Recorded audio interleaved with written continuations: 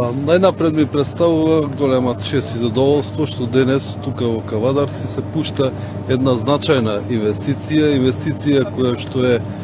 резултат на напорната работа на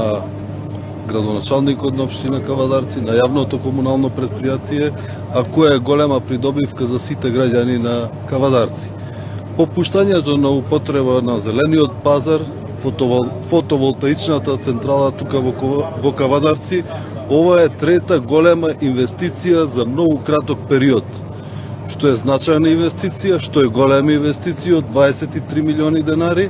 и која што инвестиција директно ќе помогне на сите граѓани на општина Кавадарци.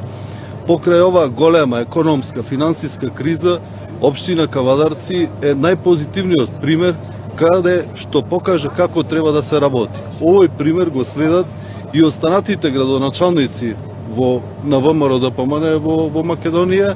но овој пример за жал не го следи централната власт, која што и покрај тоа што располага со многу големи ресурси, не ги употребува во правилна насока и работи директно на штета на граѓаните. Затоа ние повторуваме